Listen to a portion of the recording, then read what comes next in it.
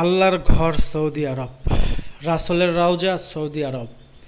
সেই সৌদি আরবে তোরা এরকম আচরণ কিভাবে করিস প্রবাসীদের সাথে? সৌদি আরবের প্রবাসী হয়ে প্রবাসীদেরকে জিম্মি করে হত্যা করিস, নির্মম অত্যাচার করছিস।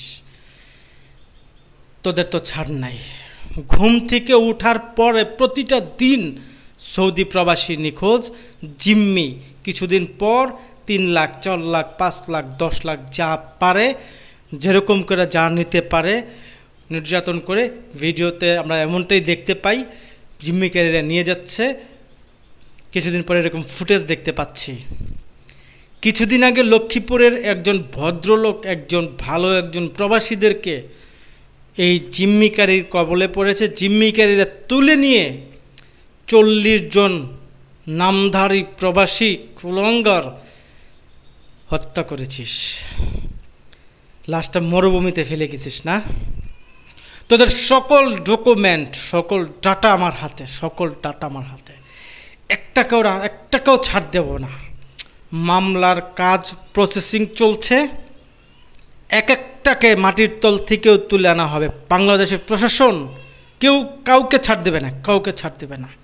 তোরা ওই দেশে কত টাকা বেতন পাস? একজনের সাথে কথা হয়েছে, জিম্মিকারীর এক সদস্য, তিনি আমাকে বলে 1800 রিয়াল তার বেতন। সে বাড়িতে সংসার চালায়। সৌদি আরবে তার নিজের পেট, তার নিজের চলাফেরার জন্য খরচ হচ্ছে 1800 থেকে। সে কয় টাকা রাখতে পারে আপনারা জানেন? আমি সৌদি 6 বছরের মতো ছিলাম, আমি জানি। সেই হারামজাদা আমাকে বলে, সেই হারামজাদা আমাকে বলে, নামটা এখন বলবো না, ছবিটাও দেব আপনাদেরকে, দেখবেন, সব প্রকাশ হবে। সে আমাকে কিছুদিন আগে বলে যে সৌদি আরবেতে সে ভিসা প্রসেসিং করছে, সে সৌদি থেকে ইউরোপে যাচ্ছে। ফকিন্নির পোলার নাম মিয়া খা, কত টাকা ইনকাম করিস? 1800 টাকা রিয়াল তোর বেতন, 60-70 হাজার রিয়াল লাগে সৌদি থেকে তোর ইউরোপ আমেরিকা ঢুকতে।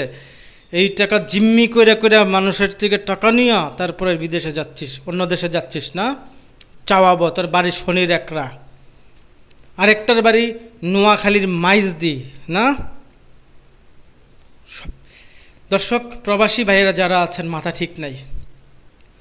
কিছুদিন আগে আমার ফেসবুকে একটা লোকের ছবি ছেড়েছিলাম, লোকটাকে নিখোঁজ, পাওয়া যাচ্ছে না। সেই লোকের তথ্য পাওয়া গেছে, সেই লোক, তার মৃতদেহ পাওয়া গেছে মরুভূমিতে। এবং তাদের সাথে লোকই আমাদেরকে জানিয়েছে তারা তাদের সাথে চলাফেরা করে, কিভাবে কি করেছে, কিভাবে তাকে মেরেছে, কতজন লোক তাদের সাথে ছিল। 40 জনের ডাটা আসছে আমার কাছে। খোদার কসম, এক জিম্মিকারী সৌদি আরবে টিকতে পারবি না।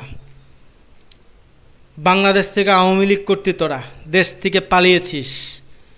পালানোর পর সৌদি আরবে গিয়েও সৌদিকেও বাংলাদেশ বানিয়েছিস। সেখানে তোদের কাছে ধর্ম নেই, তোদের কাছে বর্ণ নেই, তোদের কাছে দল নেই।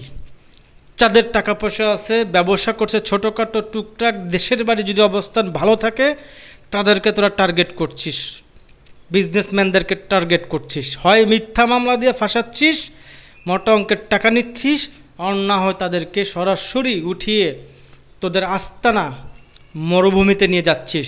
সৌদি আরবের স্থানীয় কিছু লোক জড়িত, প্রশাসন সহ জড়িত এইটার সাথে। তোদের এত বড় সিন্ডিকেট না? আমাকে থ্রেট করিস, আমাকে হুমকি দিস, আমার নাম্বার সংগ্রহ করেছিস, থ্রেট দিস, প্রাণনাশের হুমকি দিস। লিটন গাজী আজকের থেকে প্রবাসী নিয়ে কাজ করে না। এক নারীকে ধর্ষণ করে মেরে ফেলেছিল ঈদের দিন, সেটা নিয়ে আমি প্রতিবাদ করছিলাম। সেই লাশ আমি বাংলাদেশে পাঠাইছিলাম প্রতিবাদ করে। তখনও অনেক হুমকি পাইছি। সৌদিদের যারা ওই ঘটনার সাথে, এক সৌদি, এক মাসরি সহ জড়িত ছিল, আমাকে অনেক খুঁজছিল সিআইডি দিয়ে, তাকেই ভিতরে পাঠাই দিয়েছি ওই দেশের প্রশাসন দিয়ে। তাদের দুজনকে তাদের দেওয়া হয়েছে ওই দেশের আইনে। জানিস না আমার সম্পর্কে, জানিস না, তা থ্রেট দিচ্ছিস না?